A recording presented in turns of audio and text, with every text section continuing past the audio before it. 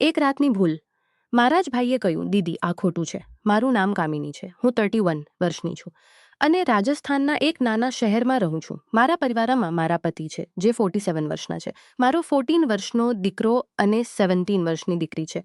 મારા પતિ નોકરી પેશા વ્યક્તિ છે પણ છેલ્લા 8 વર્ષથી તેમને અસ્થમા છે. આ કારણે થોડુંક પણ શારીરિક કામ કરતાં તેમના શ્વાસ ઊંચા થઈ જાય છે. હું જેમ લોકો કહે છે તેમ હજુ પણ ઘણી આકર્ષક દેખાઉં છું. મારા મિત્રો અને સંબંધીઓ વારંવાર મારી તુલના માધુરી દીક્ષિત સાથે કરે છે અને હું આ તારીફ પર થોડું એકલાઉં છું.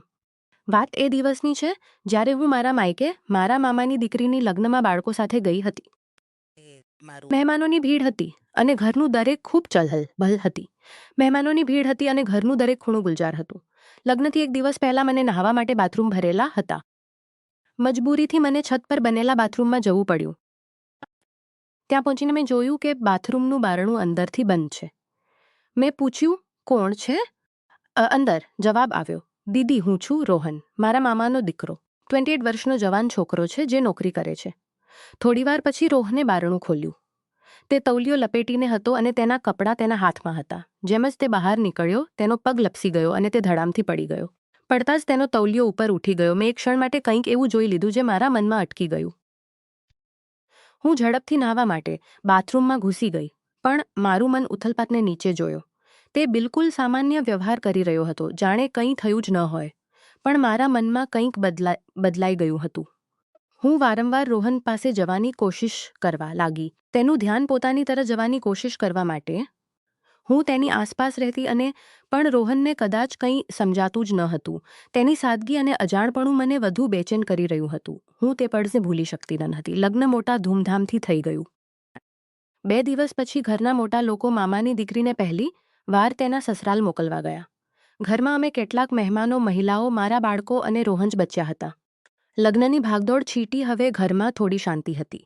સાંજના દોરી થોબે ખાણ ખાઈ લીધું હતું. મારી દીકરી અને બાકી મહિલાઓ એક રૂમમાં સૂવાની તૈયારી કરી રહી હતી. મને અને મારી બીજા રૂમમાં પલંગ પર લેટીને ટીવી જોઈ રહ્યો હતો. તે ત્યાં જ સૂઈ જાય છે. રોહન ખાણું ખાઈને બહાર ફરવા ગયો હતો. હું મારા દીકરા પાસે ગઈ અને તેના પલંગ પર અડધીથી લેટીને ટીવી જોવા લાગી. રોહન પાછો આવ્યો. મને જોઈને તે હસ્યો અને બોલ્યો, શું જોઈ રહી છો દીદી? તેણે કહ્યું, કહાણી ઘરની, તું પણ જોઈ લે. તેણે કહ્યું, બસ હમણાં આવું છો દીદી, અને પોતાના રૂમમાં કપડાં બદલવા ગયો. થોડીવાર પછી તે પાછો આવ્યો અને મારા દીકરાની બાજુમાં લેટીને ટીવી જોવા લાગ્યો. રોહનની નજીક હોવાથી મારા મનમાં એક અજીબી હલચલ થવા લાગી હતી. રાતના વાગ્યા હતા. મારા દીકરાએ કહ્યું, મમ્મી આ લાઇટ બંધ કરી દો, મને ઊંઘ આવી રહી છે. તમારું છું તમે પૂરું જોઈને જ સૂશો. આ સાંભળીને મને હાસ્ય આવ્યું અને રોહન પણ હસવા લાગ્યો. તેણે કહ્યું, હા દીદી લાઇટ બંધ કરી દો. મારી આંખ ભારે થઈ રહી છે. મારી આંખો પણ ભારે થઈ રહી છે. હું પણ જલ્દી સૂઈ જઈશ. મેં કહ્યું, ઠીક છે, અને ઉઠીને લાઇટ બંધ કરી દી. હવે દિવાલ તરફ રોહન હતો, પછી મારો દીકરો અને પછી હું. કેટલાક વાર પછી મારો દીકરો સૂઈ ગયો. થોડી વાર પછી રોહનની આંખો પણ બંધ થઈ ગઈ. મેં જાણી જોઈને તેને તેના રૂમમાં જવા માટે ન જગાડ્યો. ટીવીની આવાજને મેં બિલકુલ ઉઠી અને બાજુના રૂમમાં જઈ દીધો. થોડી આવાર બધું રાહ જોયા પછી હું ચોરીથી ઉઠી અને બાકી મહેમાનો ઊંઘી રહ્યા હતા. હું પાછી આવી, નાઇટ બલ્બ સળગાવ્યો, ટીવી બંધ કર્યો અને મારા દીકરા પાસે લેટી ગઈ. લગભગ અડધો કલાક રાહ જોયા પછી મેં ફરીથી સ્થિતિનો જાયજો લીધો. બધા ઊંઘી રહ્યા હતા. રોહન પણ સૂઈ રહ્યો હતો. મારા મનમાં એક તોફાન સરખું ઉઠી રહ્યું હતું. હું રોહનને જોઈ રહી હતી અને મારા હૃદયની ધડકનું રોકાવાનું નામ ન લેતી હતી. તે રાત્રે મારા મનમાં શું ચાલી રહ્યું હતું આ કદાચ હું પોતે પણ પૂરી રીતે સમજી શકતી ન હતી. પણ તે પળમાં મારી અંદરની ઈચ્છા મને કંઈક બીજું જ વિચારવા મજબૂર કરી રહી હતી. તે રાત્રે જ્યારે ઘરમાં સન્નાટો રહ્યો હતો અને નાઇટ બલ્બની આબુ રોશની હતી, મારું મન બેકાબૂ થઈ રહ્યું હતું. રોહન ઊંઘી રહ્યો હતો. તેના શ્વાસ એક સરખા ચાલી રહ્યા હતા અને બાજુના રૂમમાં મારી દીકરી અને બાકી મહેમાનો પણ ઊંઘના આગોશમાં હતા. હું પલંગ પર લેટી હતી પણ ઊંઘ મારી આંખોથી કોસો દૂર હતી. રોહનનો ચહેરો, તેની માસુમિયત અને તે અજાણો પળ જે મેં બાથરૂમની બહાર જોયો હતો, મારા મનમાં વારંવાર ઘૂમી રહ્યો હતો. મેં ધીરે ધીરે કરવત બદલી અને રોહન તરફ જોયું. તેનો ચહેરો નાઇટ બલ્બની રોશનીમાં હળવો હળવો ચમકી રહ્યો હતો. મારા મનમાં એક અજીબી બેચેની હતી. હું જાણતી હતી કે હું જે વિચારી રહી છું તે ખોટું છે. હું એક લગ્નશુદ્ધ સ્ત્રી છું, 2 બાળકોની માં છું અને રોહન મારો ભાઈ છે. પણ તે પળમાં મારા હૃદય અને મન વચ્ચે એક જંગ ચાલી રહ્યો હતો. મારી ઈચ્છા મને કંઈ કરવા માટે ઉશ્કેરી હતી. એક જંગ ચાલી રહ્યો હતો. મેં ધીરે ધીરે મારી જગ્યાથી ઉઠવાની કોશિશ કરી, પણ મારો દીકરો હળવો સાહેલાયો. હું રૂકી ગઈ. ડરથી મારો શ્વાસ થંભી ગયો. કેટલાક પળ રૂકીને જયો જાય. મેં હિંમત એકઠી કરી અને ધીરે ધીરે પલંગમાંથી ઉઠી. મારા પગ કાપી રહ્યા હતા, પણ મેં મારી જાતને સંભાળી અને રોહન પાસે ગઈ. તે હજુ પણ ઊંઘી રહ્યો હતો. મેં એકવાર ફરીથી ચારે તરફ નજર દોડાવી, આ સુનિશ્ચિત કરવા કે કોઈ જાગતું તો નથી. બધું શાંત હતું. હું રોહનની બાજુમાં બેસી ગઈ. મારા હાથ કાપી રહ્યા હતા, જાણે તેને હળવોસા હલાવીને જોવા માંગતી હતી, પણ તે ન જાગ્યો. મારા મનમાં એક તોફાન સરખું ઉઠી રહ્યું હતું.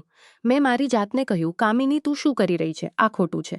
પણ મારા શરીરે મારા મનની વાત ન માની. મેં ધીરે ગરમ હતો અને મારા સ્પર્શથી તે હળવો સાહેલાયો. તેની આંખો ખુલી અને તે થોડો ચૂકી ગયો. દીદી, તેણે ધીમી આવાજમાં કહ્યું, જાણે ઊંઘમાં જ હોય. મારી આવાજમાં મેં ફૂસફૂસાટે કહ્યું, જે કદાચ મને પણ ખબર ન હતી કે ક્યાંથી આવી. રોહને આંખો મળતા મને જોયું. શું થયું દીદી? બધું ઠીક છે, તેણે પૂછ્યું. તેની આવાજમાં માસુમિયત હતી. હું કેટલાક પળ માટે ચૂપ રહી. મારા મનમાં વાતો તો એકસાથે દોડી રહી હતી. મેં કહ્યું, હા, બધું ઠીક છે, બસ ઊંઘ આવતી નથી. તે હળવો સાહસ્યો અને બોલ્યો, તું ટીવી ચાલુ કરી લે અથવા બહાર ચાલીએ, થોડું ફરી લઈએ. તેની સાદગી મારા હૃદયને વધુ પીગળાવી રહી હતી. ના, બસ અહીં જ બેસ, મેં કહ્યું અને તેનો હાથ વધુ કસીને પકડી લીધો. મને ખબર ન હતી કે હું શું ઈચ્છું છું, પણ તે પળમાં હું બસ રોહનની નજીક રહેવા ઈચ્છતી હતી. તે થોડો અસહજ સા દેખાયો, પણ કંઈ બોલ્યો નહીં. કદાચ તેને સમજાતું ન હતું કે હું શું ઈચ્છું છું. મેં ધીરે ધીરે તેનો ચહેરો મારી તરફ કર્યો અને તેની આંખોમાં જોયું, પણ તે ચૂપ રહ્યો. મારા હૃદયની ધડકન એટલી ઝડપી થઈ કે મને લાગતું હતું કે તે પણ તેને સાંભળી લેશે. રોહન, મેં ધીમી આવાજમાં કહ્યું, તું ઘણો સારો છે. તે હળવો સાંસ્યો અને બોલ્યો, પણ આટલી રાત્રે આ બધી વાતો શા માટે? મેં જવાબ ન આપ્યો. મારી પાસે કોઈ જવાબ હતો પણ નહીં. મેં બસ તેનો હાથ વધુ કસીને પકડ્યો હતો અને ધીરે ધીરે તેની નજીક સરકી ગઈ. તેણે એકવાર ફરીથી મારી તરફ જોયું. આ વાર તેની આંખોમાં થોડો ડર અને થોડો આશ્ચર્ય હતો. દીદી, આ ઠીક નથી. તેનો હાથ છોડાવવાની કોશિશ કરી. તેના શબ્દો મારા માટે એક ઝટકા જેવા હતા. હું એકદમથી રૂકી ગઈ. મારા ચહેરા માટે એક ઝટકા જેવા હતા. હું એકદમથી રૂકી ગઈ. મારા ચહેરા પર શર્મિંદગી અને ડર બંને છવાઈ ગયા. રોહન, મને માફ કરી દે, મેં હકલાતા કહ્યું. મને ખબર નથી હું શું કરી રહી હતી. રોહને કંઈ કહ્યું નહીં. તે બસ ચૂપચાપ ઉઠ્યો અને પોતાના રૂમ તરફ ચાલ્યો ગયો. હું મારા આંસુ રોકાવાનું નામ ન લેતા હતા. મેં મારી જાતને ઠપકો આપવા લાગી. કામિની, તે આ શું કરી નાખ્યું? તે બધું જોખમમાં મૂકી દીધું. તે રાત્રે હું સૂઈ શકી નહીં. સવાર થતાં સુધી હું મારા વિચારોમાં ગૂંથાયેલી રહી.